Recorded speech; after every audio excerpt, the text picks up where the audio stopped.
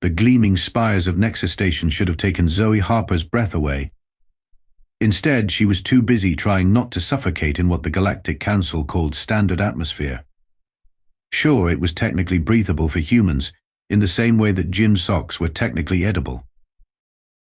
Oxygen content adjusted for human visitor, announced the automated system as Zoe stepped through the airlock. Warning, fragile species detected, reducing gravity to compensate for inferior skeletal structure.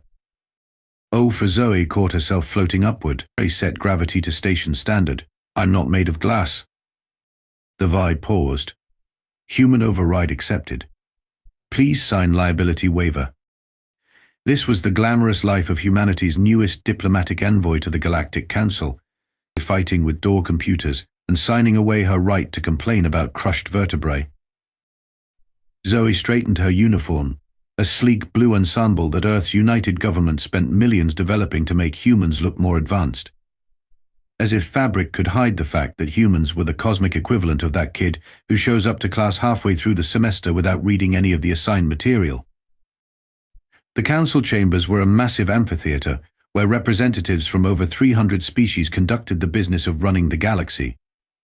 Humans had been granted membership exactly 9 months ago, after thousands of years of what the council historian had snidely called fumbling around with rocks and sticks until you accidentally discovered FTL travel.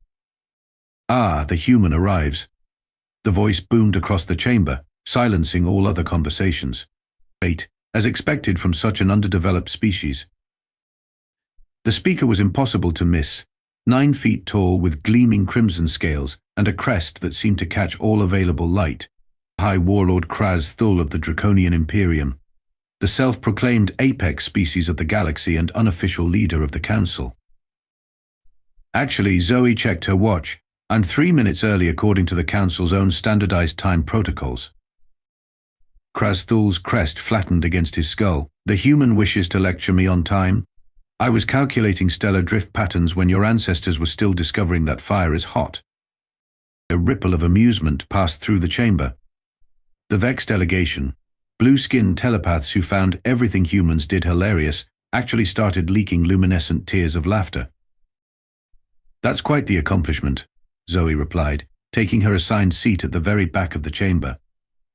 Especially considering we've only had evidence of your species' civilization for about 15,000 years, while Homo sapiens have been around for roughly 300,000. The chamber went silent. Your species may be older, Kraz'Thul hissed. But what have you accomplished? You're the last to join our ranks, the least advanced, the weakest link. Well, we did invent pizza, Zoe shrugged, so there's that. And before Kraz'Thul could respond, the council chairperson, a cloud of sentient gas named Welthrix, contained in an ornate hover tank, floated to the center of the chamber. The 9783rd meeting of the Galactic Council is now in session, Welthrix gurgled through its translator. First order of business, determining species ranking for resource allocation. Zoe suppressed a groan. Species ranking was the council's favorite hobby, a formalized system of determining who got the biggest slice of the galactic pie based on a species' contributions to cosmic advancement. Humans currently ranked 301st out of 301 members. As the proceedings dragged on, Zoe observed the other representatives. The Quantari silicon-based mathematicians who could calculate faster than computers. The Furians, masters of biotechnology who had eliminated disease in their population eons ago. The Ziv, who had evolved natural wormhole generation abilities. And then there was humanity, mostly water, embarrassingly mortal, and still impressed by shiny objects. The human representative appears distracted, Kraz'Thul announced suddenly, interrupting a Quantari presentation. Perhaps our proceedings are too complex for such a primitive mind. All eyes and various sensory organs turned toward Zoe. Not at all, she replied smoothly. I was just wondering how the Draconian delegation plans to address the statistical anomalies in their resource utilization reports. Those numbers seem about as balanced as a one-legged giraffe on a tightrope. Several representatives gasped. The Vex started frantically telepathically shushing each other to hear better. Kraz'Thul's scales darken to a deep burgundy. The human questions the honor of the Draconians. We who conquered half the galaxy before your kind invented the wheel. I'm not questioning your honor, Zoe replied, just your math. Ace. And just like that, humanity dropped to position 302 on a list that only had 301 spots. The next morning, Zoe found the station abuzz with activity. Massive holo displays had been erected throughout the public spaces, announcing the Ascension trials in 17,000 languages. What's all this? She asked a passing Minbari technician. You don't know? The technician's 4 eyes blinked asynchronously in surprise. Warlord Kraz'Thul has called for the first Ascension trials in over a century. Representatives from each species will compete to demonstrate their evolutionary superiority. The winning species gets automatic promotion to Tier 1 status. Tier 1. The highest level in the Council hierarchy, currently occupied solely by the Draconians, who had held the position for millennia. Convenient timing, Zoe muttered. The central hub of Nexus Station had been transformed into an arena. Representatives from all member species gathered, their biosigns displaying on the enormous scoreboard overhead. Humans were represented by a small red dot labeled primitive primate species, observer status only. Kraz'Thul stood on a floating platform at the center, his crimson scales gleaming under the spotlights. Fellow evolved beings. His voice boomed without need for amplification. For too long, we have allowed administrative procedures to determine our place in the cosmos. Today, we return to the biological imperative, survival of the fittest. The crowd erupted in a mixture of cheers, telepathic approval, and various species-specific expressions of enthusiasm. Each species will select one champion to represent them in a series of trials testing intellect, strength, adaptability, and cosmic awareness. One by one, species representatives stepped forward. The Quantari selected their grand calculator, whose silicon brain could process 1 trillion operations per second. The Firians chose a genetically perfected specimen with adaptable DNA. The Ziv selected a being who existed simultaneously in 17 dimensions. When it came to Earth's turn, the announcement system actually glitched. Human participation. The automated voice sounded confused. Error. Recalculating survival probability. Kraz'Thul's laugh silenced the murmurs. Surely the humans don't intend to participate. Your species can barely survive your own planet's environment without artificial assistance. Zoe had intended to observe only. It would have been the rational diplomatic decision. Unfortunately, rationality had never been humanity's strong suit. She stood up. Humanity will participate. A collective gasp rippled through the assembly. You? Kraz'Thul's crest extended to its full intimidating height. A human female barely out of adolescence? I'm 34, Zoe corrected. As I said, barely out of biological infancy, Kraz'Thul sneered. Very well. The human may participate. It will serve as an educational demonstration of natural selection. The final event was revealed. The cosmic labyrinth, a maze that reconfigured itself according to the participants' deepest fears and weaknesses. No species had ever completed it on the first attempt. The current record was held by the Draconians, who had solved it after 17 tries. The human will go last, Kraz'Thul announced, to give her plenty of time to reconsider this foolishness. As the crowd dispersed, a small green blob oozed up to Zoe's side. That was either the bravest or stupidest thing I've ever witnessed, the blob said, forming a crude approximation of a mouth. And I once saw a Vex try to mate with a black hole. Thanks for the vote of confidence, Zoe replied. And you are? The blob expanded slightly. Plex, neuromorphic polyphorn, 3rd class. Your assigned roommate. I have a roommate. Station resources are allocated by species rank, Plex explained. We're both at the bottom, so we get to share the broom closet they call Housing Unit K7. Zoe sighed. At least this day can't get any worse. Actually, Plex oozed sympathetically. No human has ever survived the preliminary round of the Ascension trials. The odds calculation computers exploded trying to calculate your survival probability because the number was too close to zero. Housing Unit K7 was indeed formerly a maintenance closet. Zoe could touch both walls simultaneously if she stretched her arms out, and the ceiling was low enough that she had to stoop slightly. But Plex, being amorphous, didn't seem to mind. You know, Plex burbled, stretching into what appeared to be a sitting position on the room's only chair. You could just withdraw. To claim a diplomatic emergency or sudden onset of human fragility syndrome. Is that a real thing? No, but the Council medical database has 73,000 human-specific ailments listed. I'm sure we could find something convincing. Zoe unpacked her meager belongings. Nay, I'm not withdrawing. Then you need help. Plex oozed across the floor and up the wall, forming multiple eye stalks to peer at her from different angles. What special abilities do you have? Photosynthesis? Telekinesis? Can you at least manipulate chronometric particles? I can touch my tongue to my nose, Zoe demonstrated. Plex's entire body shuddered. We're doomed. Maybe not. Zoe pulled out a small holographic projector.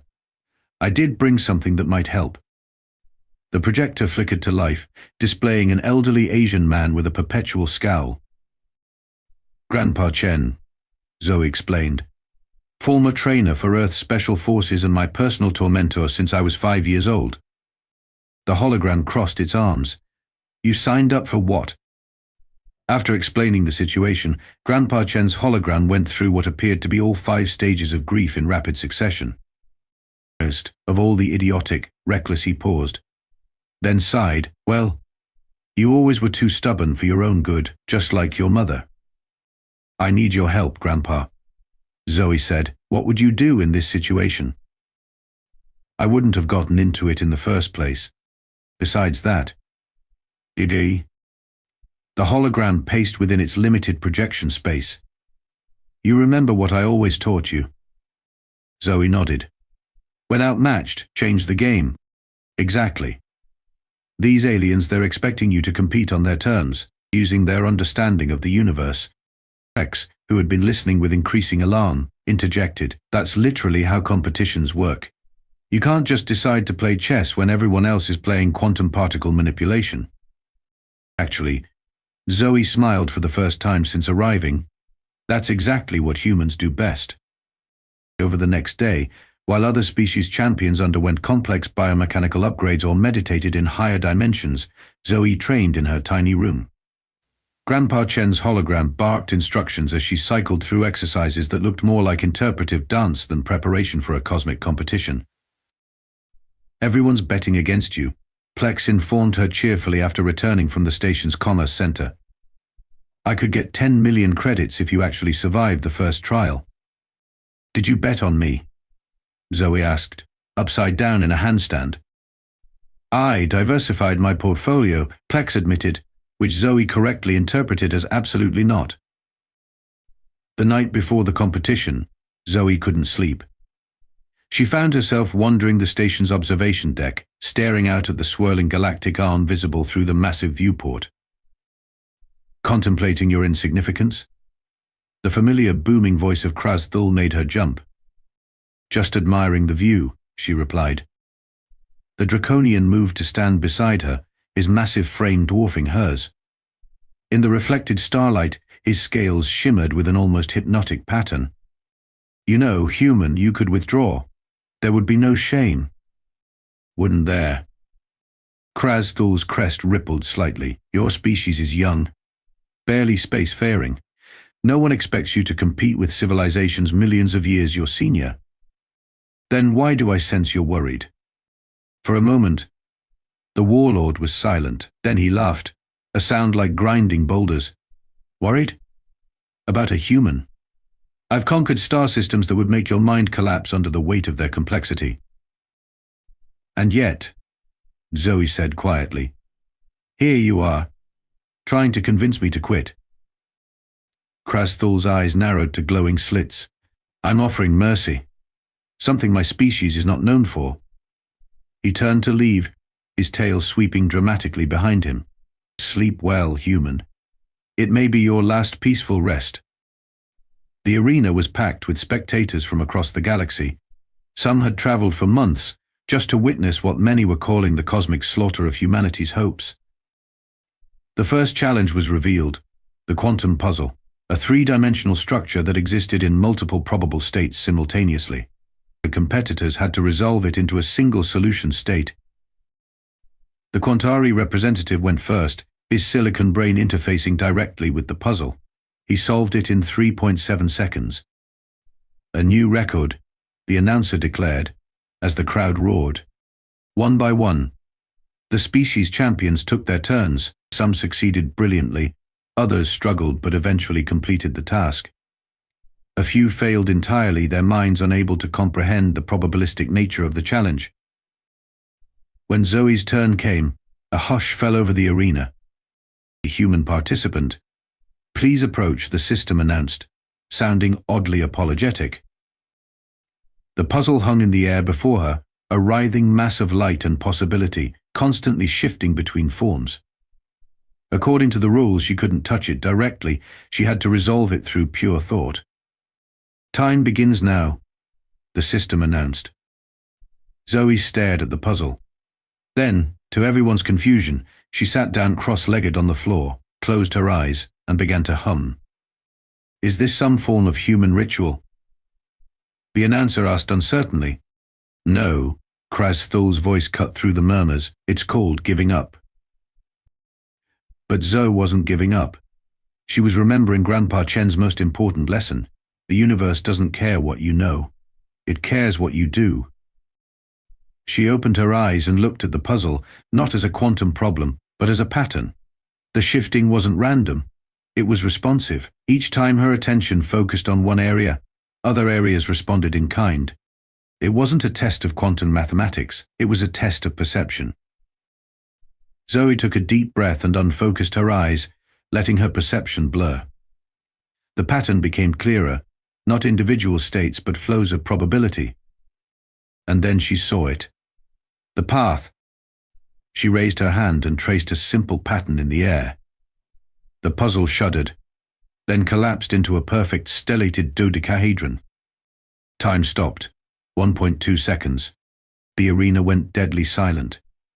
That's impossible," the Quantari representative stuttered. "She has no quantum processing ability." "The human has succeeded." The announcer sounded equally stunned. "A new galactic record has been established." Zoe stood and dusted off her uniform, as if she'd done nothing more impressive than tie her shoes. Inside, her heart was threatening to pound through her ribcage. The second challenge was the evolutionary gauntlet, an artificial environment that rapidly cycled through hostile conditions. Competitors had to survive for 10 minutes as gravity, temperature, radiation, and atmospheric composition changed unpredictably. The Furian champion morphed his body continuously, growing heat-resistant scales, radiation-absorbing organs, and atmospheric filtering membranes as needed. He emerged without a scratch. Others were not so fortunate. The Vex representative had to be emergency teleported out when she materialized 17 arms but no lungs. When Zoe's turn came, Kraz'Thul personally oversaw the safety protocols. "I've increased the emergency extraction threshold by 30%, he informed the technicians loud enough for Zoe to hear. "The human will require special consideration." "How thoughtful," Zoe replied dryly. "Here I was thinking you wanted me dead." "Dead humans cause diplomatic incidents," Kraz'Thul said smoothly. "Merely humiliated ones serve as excellent object lessons." The chamber sealed, and the environmental shifts began immediately. Gravity doubled, then tripled. Temperature plummeted to near absolute zero, then soared to volcanic levels. The air became acid, then pure methane, then vacuum. Other champions had fought against these changes, constantly adapting or resisting. Zoe did something entirely different. She danced. He asked, using techniques Grandpa Chen had taught her, a combination of ancient Tai Chi, parkour, and what he called cosmic surfing. Zoe moved with each environmental shift rather than against it. When gravity increased, she dropped lower, using the force to strengthen her movements. When it decreased, she used the momentum to leap to safer areas. She didn't fight the changes, she anticipated and flowed with them. By the 8th minute, the control technicians were frantically increasing the difficulty beyond safety protocols. By the 9th, they had exceeded all previous test parameters. When the chamber opened at the 10-minute mark, Zoe stepped out sweating but unharmed. "How?" demanded the Furian champion, his perfect features contorted in disbelief. Zoe shrugged. "Humans evolved on a planet that tried to kill us every day for millions of years. We're used to it." By the 3rd day of competition, something unprecedented had happened. Humanity had advanced to the final round. The crowd had swelled as news spread across the galaxy. Bookmakers were in crisis as the odds on a human victory, initially calculated at several trillion to 1, had to be continuously adjusted.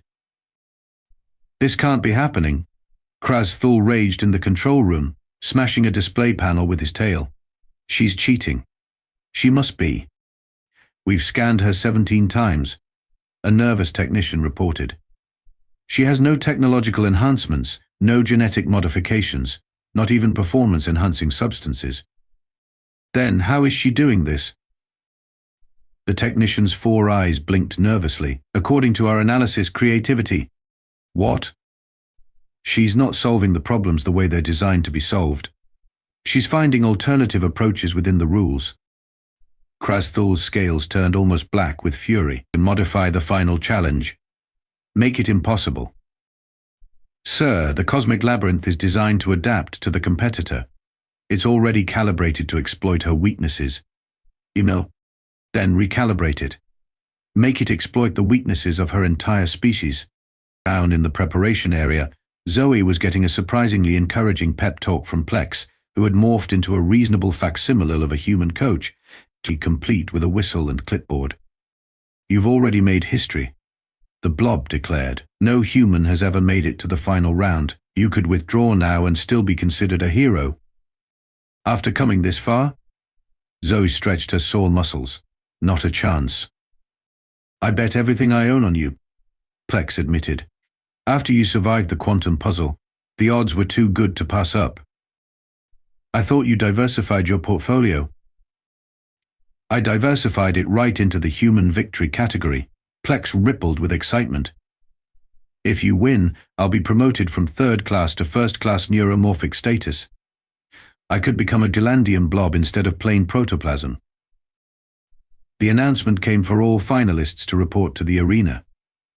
Only 3 remained: the Quantari Grand Calculator, the Furian Perfect, and Zoe. The cosmic labyrinth awaited, a structure that appeared deceptively simple from the outside, a gleaming silver cube suspended in the center of the arena.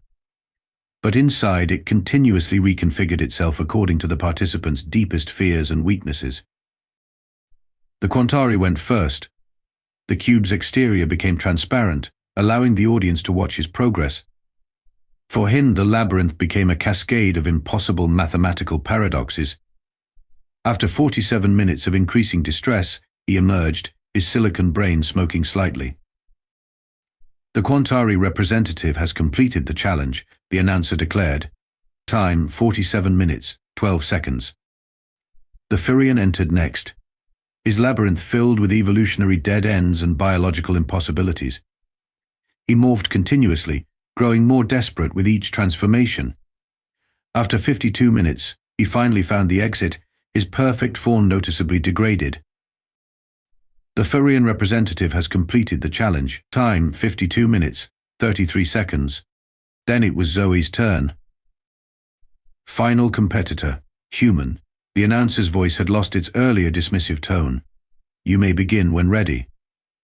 Zoe approached the cube, which pulsed with an ominous light. Behind her, she could hear Kraz'Thul's distinctive breathing, watching with predatory intensity.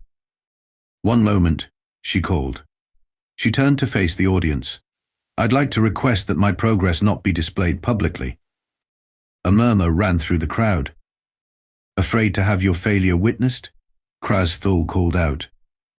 No, Zoe replied calmly. I just don't think everyone needs to see my deepest fears. Seems a bit personal. After a moment of consultation, the request was granted. The cube remained opaque as Zoe stepped inside. What happened next would become the subject of galactic debate for centuries. From the outside, nothing seemed to be happening, and minutes ticked by. 10, 20. The audience grew restless. At exactly 30 minutes, the cube began to vibrate. At 35 minutes, it started to emit a high-pitched whine. At 40 minutes, cracks appeared in its seemingly indestructible surface. What's happening? Kraz'Thul demanded.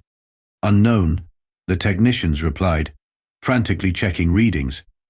The labyrinth it's trying to reconfigure faster than its systems allow. At 42 minutes and 17 seconds, the cube shattered outward with a blinding flash of light.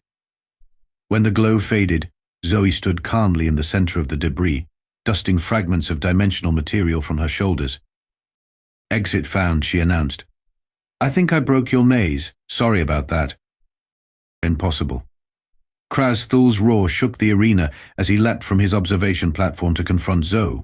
No one destroys the labyrinth.